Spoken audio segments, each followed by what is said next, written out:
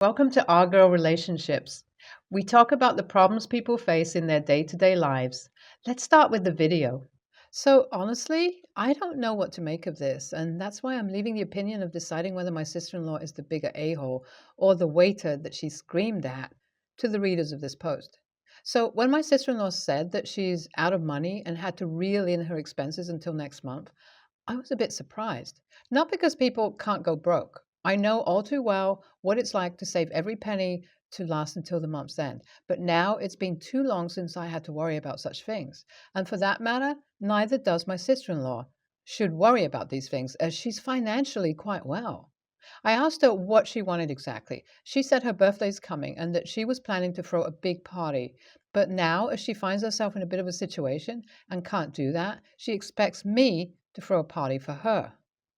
Now, I adore my sister in law, and even if she hadn't asked, I was planning to do something for her birthday. So obviously, I agreed, and she made a particular request about how she really wanted to go to this specific lounge, and I should keep that as the venue. I didn't mind and said, of course, I'll do that. Boy, if I had known how things would turn out to be, I would have declined her request on the spot. So when we reached the lounge, everyone went about enjoying themselves. People were dancing, drinking, and helping themselves to food. I was with my sister in law at the private booths when my sister in law specifically asked for a waiter to serve us that day. That sounded suspicious, but it's her birthday and she could do whatever she wants. The waiter arrived, and next minute I saw him shooting daggers at her. I could actually feel the happy vibe go down a notch. From the look my sister in law was giving to him, it looks like there was some history between them. When the waiter started taking our order, she purposely asked him to recite the menu, even though there were menu cards in front of each of us. Then she changed her order thrice and told the waiter to get lost now and let us enjoy our evening. That was way too rude for my comfort, so I asked her what was up with her. She told me it's nothing and that she's just making sure that the waiter knows his place. I told her that she's being rude and should stop behaving like this. She promptly steered the conversation to other topics, and I couldn't help but let go of the matter. After a while, when the waiter arrived, she sent her order back, saying it's cold, and then again returned her order, saying it doesn't taste good and that she'd like to change it. At this point, she was positively shouting at him for doing a pathetic job and not knowing how to serve customers. The waiter just took the order and left. Now, I knew full well there wasn't any way I could stop my sister in law from doing something that she sets her mind to, and it looked like she had made up her mind of making this waiter's night a living hell. I decided to quietly watch the show and try to figure out what the situation was. We then went to dance and mix in with her friends and some of my guests too, as I was the hostess. Soon I was separated from my sister in law. The next moment I saw her, she was engaged in a shouting match with the same waiter.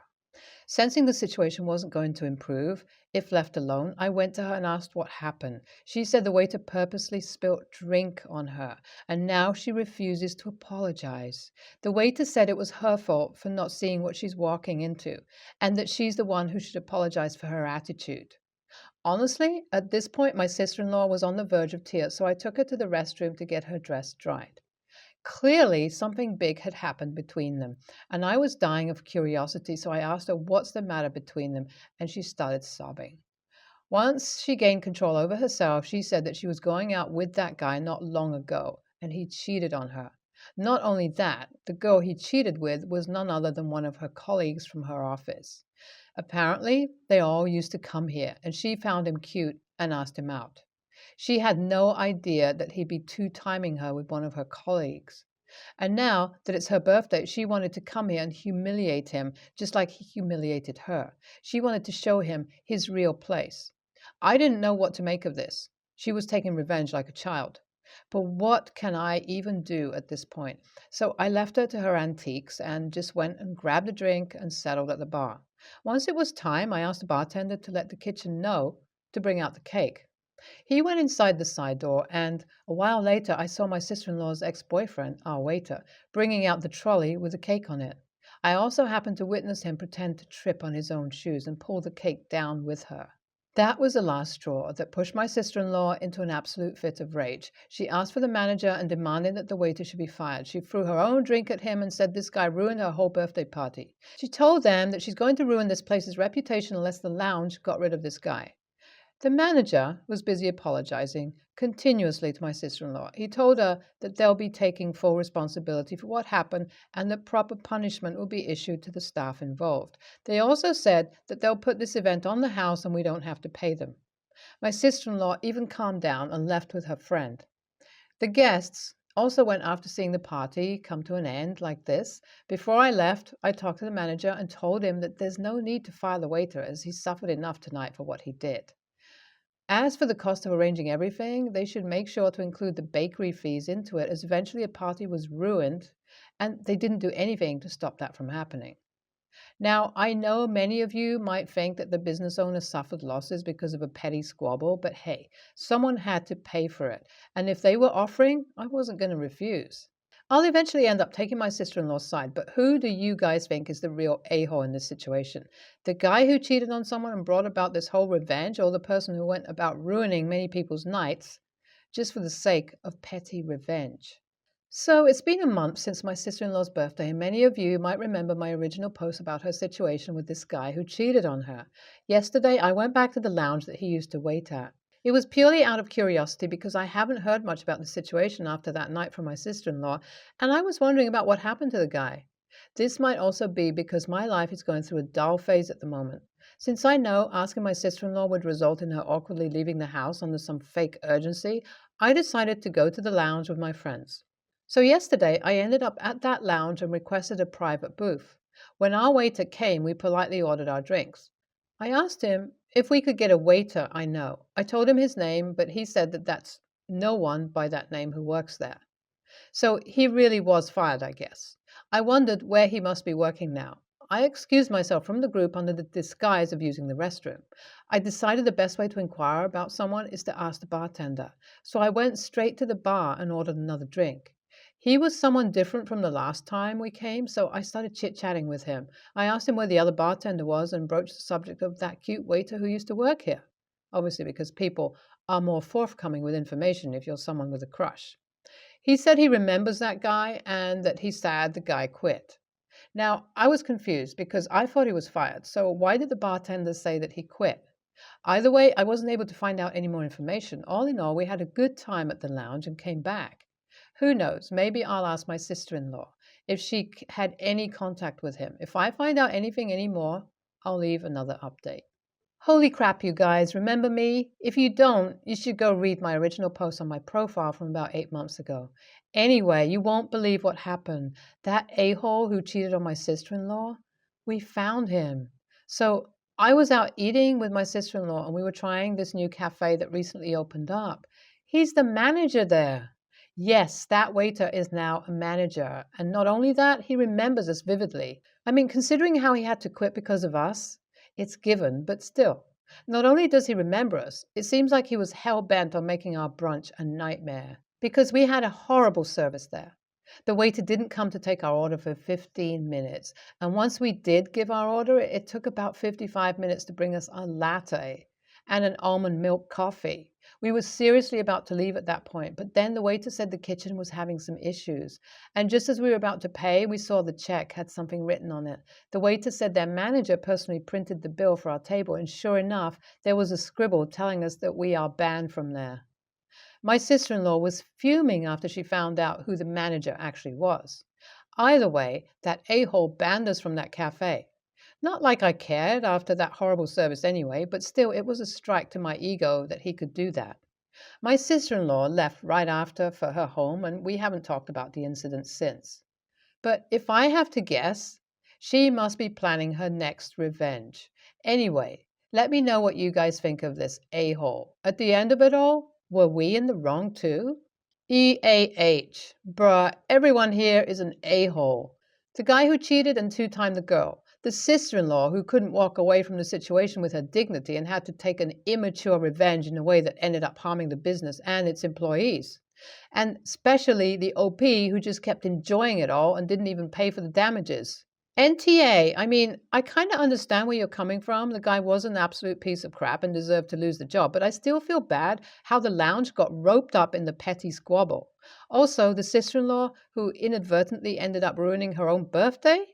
What an a-hole for putting all her friends through that embarrassing evening. I have two kids, and I'm currently 7 months pregnant. I am a stay at home parent. My kids are in grade school and preschool. When my second child was born, I developed postpartum depression, and my mother in law started helping out with the kids more. I was very grateful at first, and I was able to get medicated and start therapy. However, it seems that my husband has enlisted her to help out more and more. She picks the kids up from school every day. She will pack lunches for them and drop them off a few times a week. She insists they sleep over at her place on Friday nights and now sometimes Saturdays. My kids have told me that she told them that I am too sick sometimes to take care of them, and they're lucky to have her, which is true in the past, but not now. I have told my husband that I am capable of picking them up from school, and she doesn't need to always bring them lunches and all these other little things. She says she's retired and has nothing better to do, and that he's worried about me, that I'm too stressed out with the baby coming and dealing with the kids already. I feel stressed because I feel like she's taking on the role of a mother for me. Yesterday, she picked the kids up and was 2.5 hours late dropping them off. She doesn't have a cell phone, so I was panicking, thinking the worst case scenario had happened. And she came home and said that she took them to the mall to buy them sandals for summer because my husband had mentioned they need them. I had told my husband that, but I also said I would take them shopping this weekend because I want to do things with my kids. I ended up yelling at her in front of the kids and telling her that she is not their mom and that she needs to tell me where she went. My husband is upset and said I acted inappropriately because she was just being helpful and I shouldn't have yelled in front of the kids. He also said it might not be best for me to go to the mall with them since I am so pregnant. I asked the Facebook Moms group for advice, but they said I'm in the wrong because I should be grateful for having so much extra help. But I feel crazy, like I'm losing my kids to my mother in law. Am I wrong? Should I apologize?